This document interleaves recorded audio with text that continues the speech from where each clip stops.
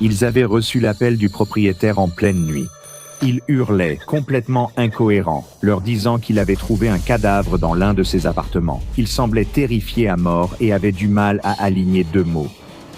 Le corps, c'est... Mon Dieu, je ne sais pas depuis combien de temps il est mort. Il y a quelque chose qui ne va pas avec lui. Quelque chose de bizarre. Mon Dieu. Une interview du propriétaire, quelques heures plus tard, révélerait ce qui s'était passé.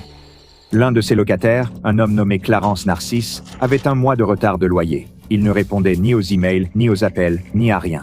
Le propriétaire pensait qu'il était déjà parti, alors il a décidé de descendre pour enquêter. Il a frappé et annoncé sa présence, sans obtenir de réponse. Il a utilisé ses clés de rechange pour entrer, et c'est là qu'il a découvert ce qui avait autrefois été Clarence Narcisse, assis sur le fauteuil de son salon, plus mort que mort.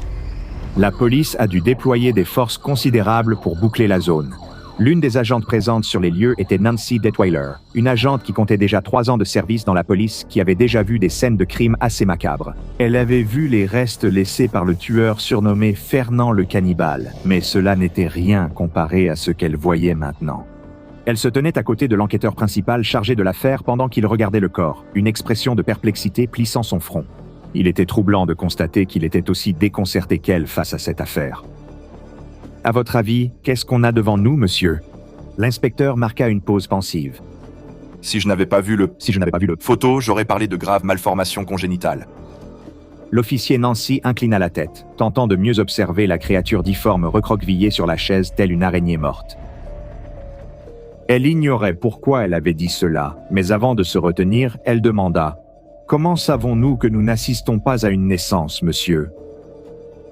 Le détective la regarda comme si elle venait de se faire dessus devant lui. « Retourne au travail, Nancy, dit-il avec dégoût. Tu as un périmètre à sécuriser. » Elle acquiesça et réprima l'envie de grimacer de honte. Quelle remarque étrange et stupide. Ses collègues policiers s'affairaient dans les différentes pièces de l'appartement, étiquetant et en sachant tout ce qui pouvait être utile. Elle espérait devenir inspectrice un jour, mais faire croire à ses supérieurs qu'elle était une cinglée rêveuse ne l'aiderait sûrement pas à avancer.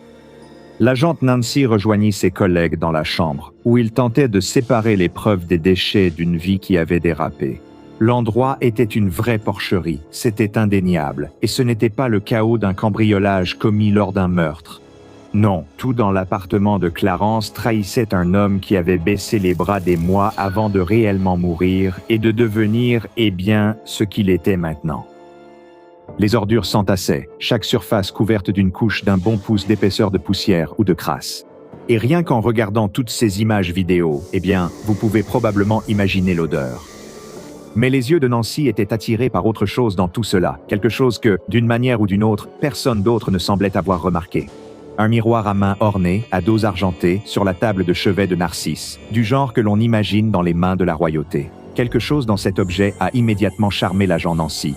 Peut-être que cela lui rappelait qui elle avait été lorsqu'elle était jeune fille, nourrissant des rêves irréalistes de grandir un jour, d'épouser un membre de la royauté, de devenir princesse, puis reine, et de ne jamais avoir à se soucier de quoi que ce soit. Simplement porter de belles robes, être servi par des domestiques et pouvoir contempler son propre beau reflet dans un miroir comme celui-là. Une vie bien plus digne que celle d'une policière de quartier méprisée par les inspecteurs et un sergent de son commissariat. Elle faisait attention, bien sûr.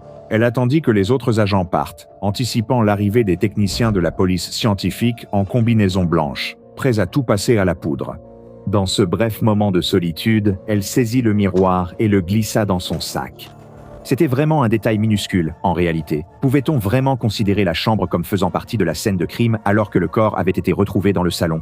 Et puis, ce n'est pas pertinent pour l'affaire. Le miroir ne pouvait pas l'avoir tué. Ou peut-être que si? Pour des raisons obscures, cela lui paraissait plus important que tout, suffisant pour risquer de perdre son emploi en modifiant une scène de crime. Elle n'avait jamais rien fait de tel auparavant, et pour sa défense, elle ne referait jamais une chose pareille non plus. Quand elle travaillait tard, elle appelait Addison en rentrant. Elle avait toujours le quart de nuit. Dans un centre de recherche isolé dans le désert, sous de nombreux accords de confidentialité, elle ne pouvait jamais tout partager. « Comment se passe ta nuit ?» demanda Nancy, son magnifique miroir brillant toujours dans son sac au premier plan de ses pensées. « Excellente, merci », répondit Addison au téléphone.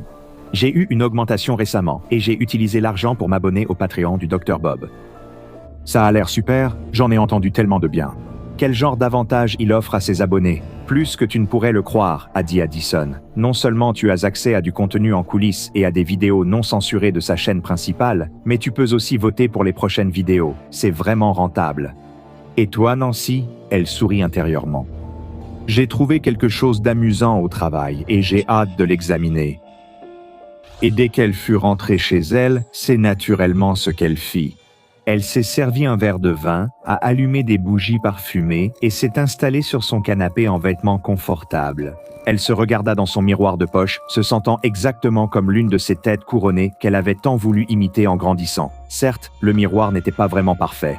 Il y avait une fissure dans le coin supérieur gauche, mais comme elle l'avait eu gratuitement et que les motifs de rose et de liane étaient si raffinés, elle ne voulait pas se plaindre. D'ailleurs, ce n'est pas comme si elle pouvait vraiment prêter attention à autre chose qu'à son propre reflet dans ce magnifique miroir de poche. Il lui était difficile de détourner les yeux. Le reflet semblait si net, si pur, comme si c'était la première fois qu'elle se voyait vraiment. Mais elle n'était pas sûre d'aimer ce qu'elle voyait ici non plus. Avait-elle vraiment l'air si vieille? Elle n'avait que la trentaine, mais ses poches, sous les yeux, la faisaient paraître épuisée. Mon Dieu, et ses pores. Est-ce ce que tous voyaient à chaque fois qu'on la regardait? Elle avait l'air négligée. Sa peau avait un aspect gras, et surtout, elle n'arrivait pas à se sortir de la tête à quel point elle avait l'air fatiguée. Était-ce ce que toutes ces années de patrouille lui avaient fait? User son âme jusqu'à la corde et lui donner cet air usé et gris?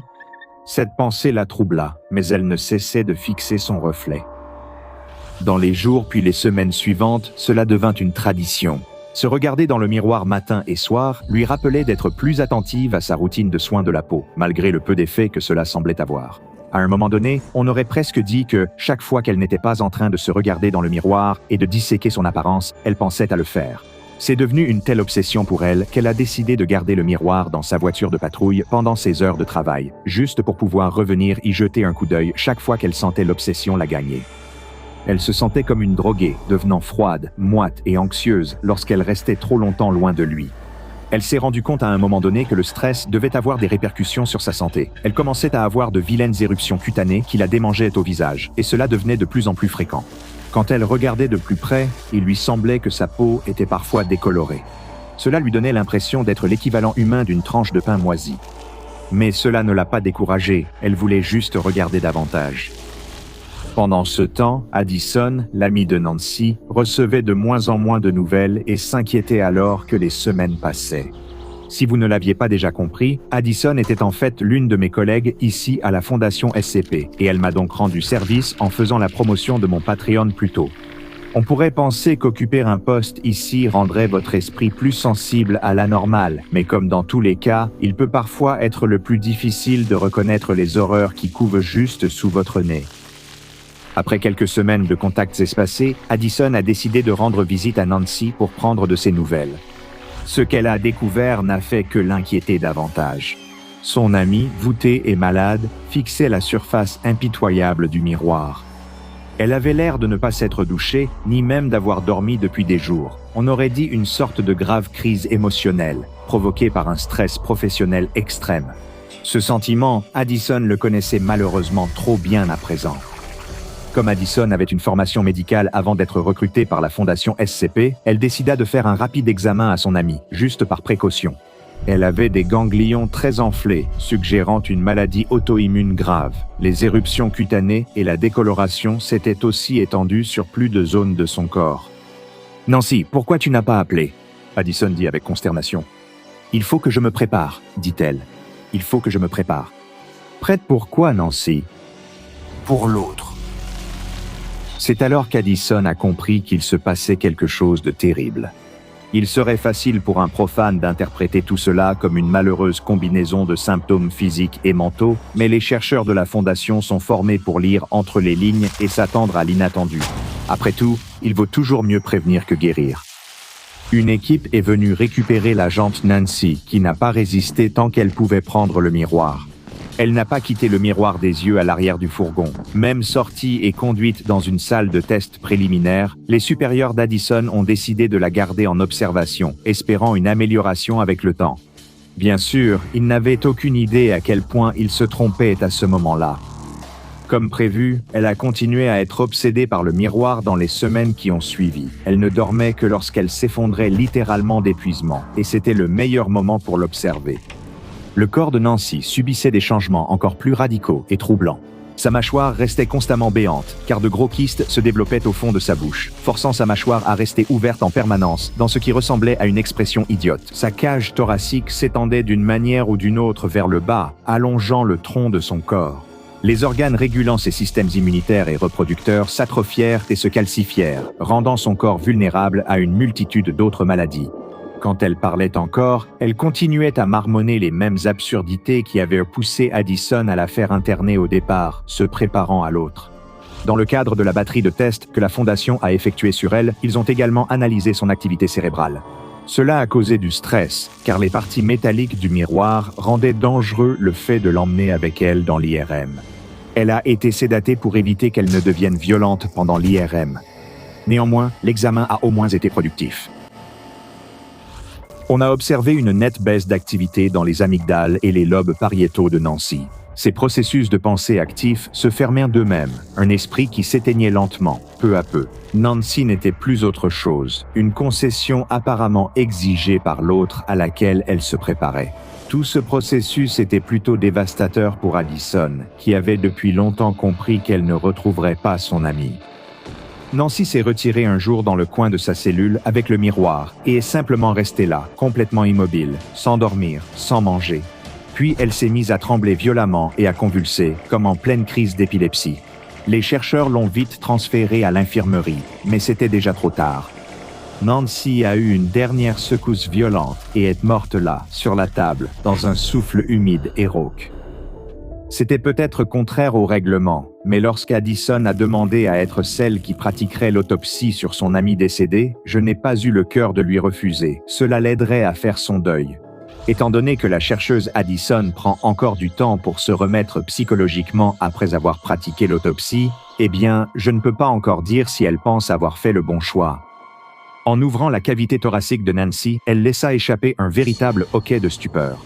Tous les organes de son amie s'étaient réarrangés, apparemment dans le but de créer une cavité creuse en forme de carré au centre de sa poitrine, ou, eh bien, disons simplement que l'autre attendait. C'était une petite créature vaguement humanoïde, rappelant les anciennes représentations médiévales de la mandragore, reliée aux principaux systèmes organiques de Nancy par des veines et neurones filiformes. Des vrilles de la créature commençaient à monter et à se connecter à la trachée de Nancy. Nous ignorons la cause de sa mort, sa physiologie étant si étrangère qu'il est presque impossible de la comprendre à ce stade. Mais il semble raisonnable de supposer que si les choses s'étaient déroulées comme l'autre l'avait prévu, il aurait été capable de manipuler le système nerveux de Nancy, la faisant bouger comme une marionnette, allant même jusqu'à utiliser ses cordes vocales pour parler à travers sa bouche. Tout cela grâce au SCP-412, le miroir mutagène. Le triste cas de l'agent Nancy Detweiler illustre presque tout ce qu'il faut savoir sur les effets anormaux de cet appareil apparemment incroyablement malveillant. L'apparition initiale d'une obsession de plus en plus profonde, la lente mutation du corps, une sorte de terraformation, et si le sujet survit assez longtemps, l'intrusion d'une sorte d'entité extraterrestre parasite qui fait de votre corps son foyer. Un sort pire que la mort pour pratiquement tout le monde. Pour être honnête, je ne considère pas le miroir lui-même comme l'anomalie ici, mais plutôt la force encore largement inconnue qui utilise ces miroirs comme une sorte de conduit. Cependant, l'objet lui-même est considéré comme de classe sûre par la Fondation SCP et il est conservé dans l'unité de stockage 11 du site 19. Toute personne manipulant le miroir doit le faire avec des gants, car des études menées avec le personnel de classe D ont révélé que fixer son reflet et toucher physiquement le miroir sont tous deux nécessaires pour que l'effet anormal se déclenche. Bien sûr, étant donné l'attraction psychique que le SCP-412 exerce sur ses victimes, résister à l'envie de regarder et de toucher est plus facile à dire qu'à faire. Bien que la Fondation ait certains de ces miroirs en confinement, nous n'avons aucune idée du nombre de miroirs encore en circulation. Donc, si jamais vous tombez sur un miroir à main au dos argenté qui vous semble étrangement attirant, faites demi-tour et courez aussi vite que possible. On dit que la beauté est dans l'œil de celui qui regarde, et vous ne voulez vraiment pas que l'autre vous regarde. Maintenant, découvrez ces SEP prédateurs qui changeront votre corps pour toujours, ou regardez ceci à la place.